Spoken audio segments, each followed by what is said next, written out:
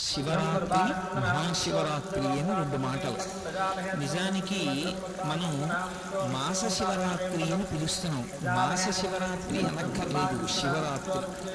శివరాత్రి అని దేన్ని పిలుస్తారంటే ప్రతి నెలలోనూ కూడా కృష్ణపక్షంలో అంటే అమావాస్యకి ముందు రాత్రి చతుర్దశి తిథి పరివ్యాప్తమై ఉంటే, అంటే రాత్రి 12 గంటల వేళకి చతుర్దశి తిథి ఉండాలి. అలా కానీ ఉన్నట్టయితే దాన్ని శివరాత్రి అని పిలుస్తారు. ఒక్క మాఘమాసంలో వచ్చేటటువంటి మాఘ బహుళ చతుర్దశి ఉన్నటువంటి రాత్రి మహాశివరాత్రి అని పిలుస్తారు. ఈ మాస శివరాత్రి అంటుంటారు, అదే శివరాత్రి.